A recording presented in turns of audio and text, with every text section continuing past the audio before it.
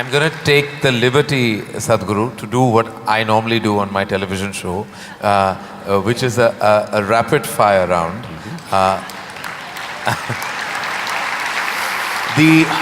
Normally the end of this round… When I was young, I watched a lot of, Wild West movies. Right. So when you fire, I also fire, all right? No, but no, I promise you, this is not that kind of… You're not in my line of fire at all. I will not take the liberty of being that person. These are just quick questions which when I ask for one word, you have to stick to that. Because sometimes you have a tendency of not exactly answering the question asked. But you give such a profound and prolific retort back that it makes you very satiated. But in this case, my only request is that if it's one word, then it's just one word. Okay. And the end of this, normally, you get a hamper, but in the absence of a hamper here, you already have something, right? Yes. So, or this beautiful bouquet that is right next to you. But so there's no hamper, but you will get my utmost gratitude. Thank you. All right, very simply, what is the one thing that is essential to living a balanced life? Sense.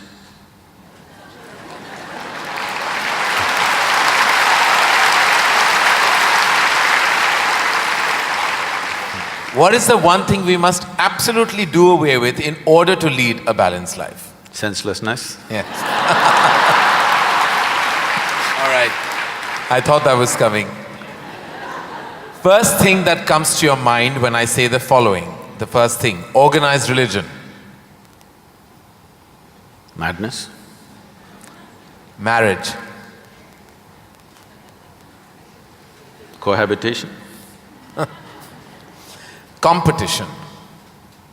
Stupid. Money. Useful. Love.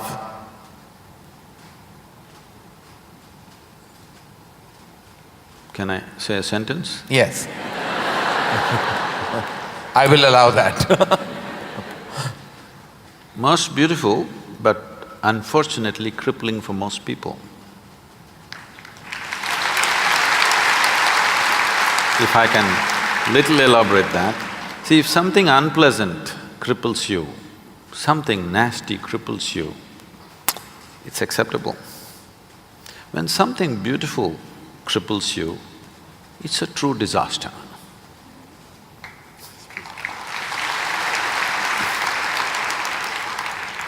If you could ask one person, alive or dead, one question, who would you ask and what would that be?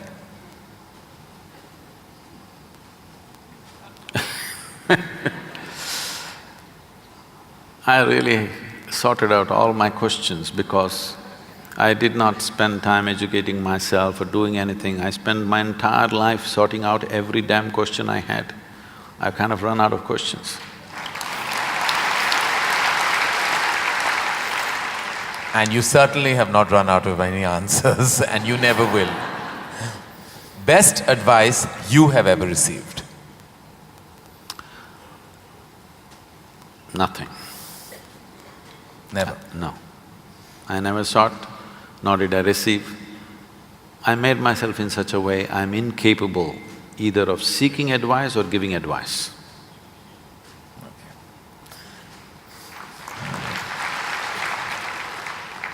In an imaginary, completely hypothetical situation, if you had a day off with no commitments, no responsibilities, what would you spend the day doing? Oh, there are a lot of things, this can't be one word. No, it's not one word.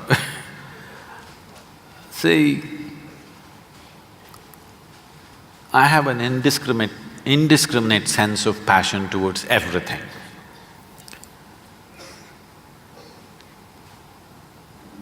There were lots and lots of things I did at one time, but these days, time is not allowing me to do that, so generally if I have little time, all I do is play golf. Because that's safe and within the city and I can get back in time for something else to be done. But if an entire day is left to me, which they have not done for a long time, They've not left it to me. If that happens, I will close my eyes and sit, because that is the best, I am at my best when I truly have nothing to do.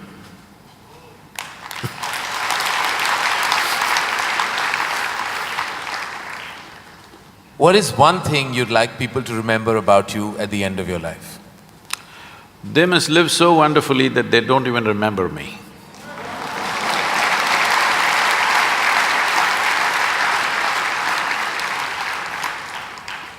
If you found a way to travel through time, where would you go? I'm kind of done with all those things.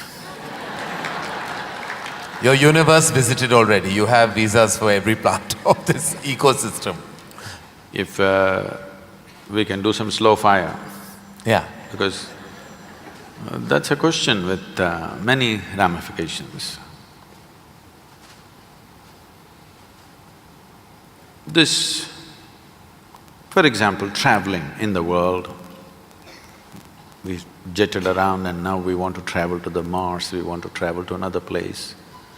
And now that's not enough, we want to travel into the past and future. All this longing is again exploratory in nature. Whether you go on vacation to Maldives or you want to go to Mars, it is fundamentally exploratory. Maybe you're also thinking of relaxation and pleasure and whatever, but essentially it's exploratory, otherwise why can't you do it here? It's something that you want to do, you want to touch another place. This longing is there in the human being only as long as the life that you are remains in a seed form. That is, it did not sprout and blossom. This happened when Adi Yogi was expounding the science of yoga and talking about the nature of the cosmos, how it's related to your individual self and what you can do with it. Then the seven sages who were with him, they asked, what is the nature of this cosmos? How big is it? Where does it begin? Where does it end? So he laughed and said, your entire cosmos, I can pack it into your mustard seed. Because your ideas of time and space are essentially because you're living within the framework of your intellect. If you cross that dimension, then there is no such thing as time and space. Everything is here and now. So, traveling through time, space, no, it means nothing to me, because it's difficult to express, difficult to articulate. If I sound little… I have a reputation of being very logical, but if I sound illogical or silly to you, you can blame it on my jet lag. I just come from United States after 6 weeks, so you can say maybe he was jet lagged, that's why Sadhguru is saying something silly. But I'm fine. I'm saying this because you can't fit the universe into your silly little logic. Today's human being is too overly enamored with their own logic that they're missing the entire life. The gamut of phenomena that's happening in the existence is missed because the only way you can accept anything is it has to fit in to the square hole of your logic. Anything that doesn't fit into your logic, you will reject. In this, you rejected the entire cosmos. In this, you have rejected the magic of life. You have become a slave of logic and completely missing the magic of life. So, this time, space, all this stuff is because intellectually you're trying to dissect the universe and try to understand this. Tell me, if you sit here, suppose you're very joyful, do you see, you will not know how the day passed off. And if you're depressed, do you see the day won't pass? So time is a consequence of the miserable nature of human existence. If you are truly blissed out and ecstatic, you wouldn't know what is a day, what is a year, what is a lifetime, you wouldn't know. There have been times I sat down, I didn't realize, I thought it's 5 minutes, but people gathered around and started molesting my feet. Because in their understanding, I sat there for many days or whatever. This idea of time and space is a very convoluted idea simply because people are stuck in the framework of their logic. My work, my fundamental work is to take people beyond the framework of logic into the true magic of existence, our own existence. But it takes a lot of time. Still, my reputation is of being very logically correct because I'm still trying to woo them, still wooing them, you know. For the real thing to happen, they will take a long time, unfortunately, because they have become such slaves of their logic. What is the first thing you notice when you meet a person? Just everything. Everything. Everything. Past, present and future.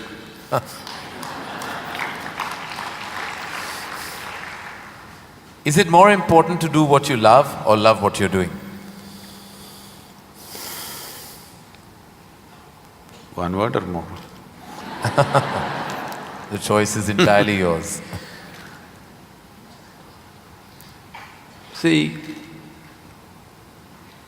if you are an intelligent person, you will try to do what you love most. But if you're a genius, you will do just what is needed.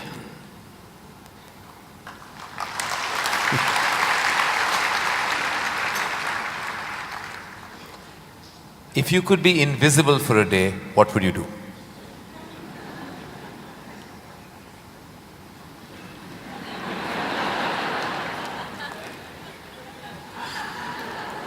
You wouldn't know?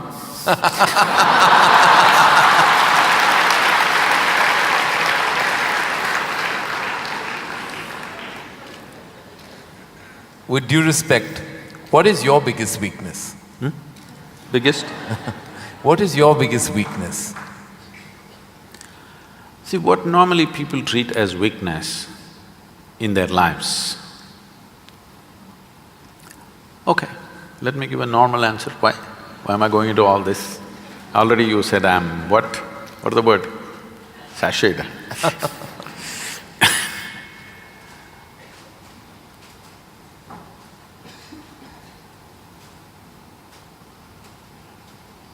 My biggest weakness is I love danger.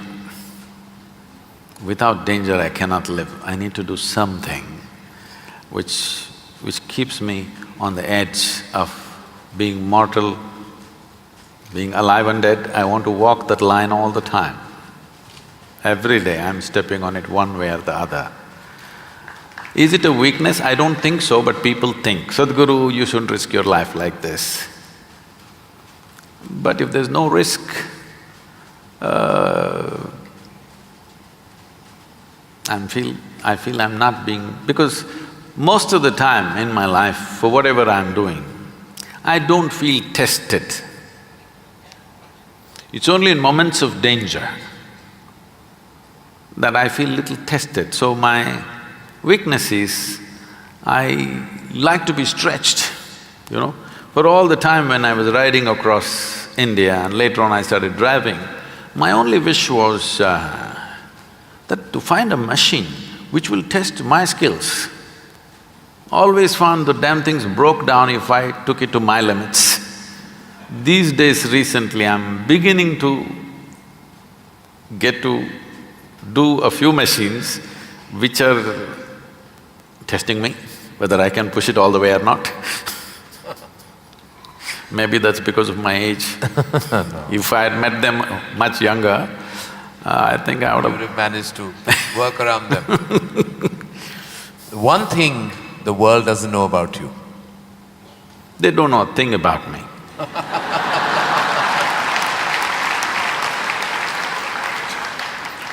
That's a fact. And the one thing you wish you could change about yourself? Oh, I never looked at that. I could speak Hindi. No, I'm sorry, Marathi.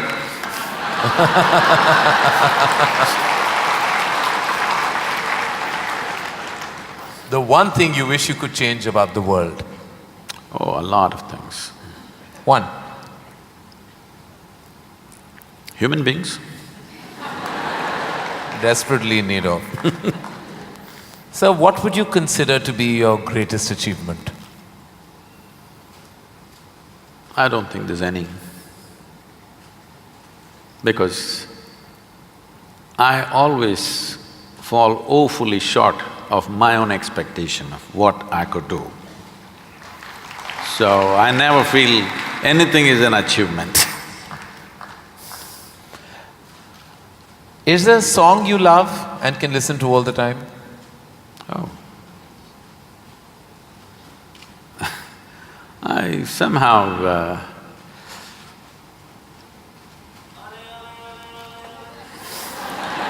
nah. Probably because this came to me at a certain time when I was in my early teens maybe. So this one song kind of comes back to me more often than anything else. It's not that I even seek it, but somehow one way or the other this song keeps coming back to me. Is how many times… Okay. I know you haven't seen any of my films, but do you have a favorite film? Oh, I've seen many good movies. At one time I saw a lot of them. I've not seen much of Indian cinema, but I saw a lot of English cinema. But one movie that I thoroughly enjoyed at that time, because on that day the way things happened, many life situations fell together and everything, was Roman Holiday.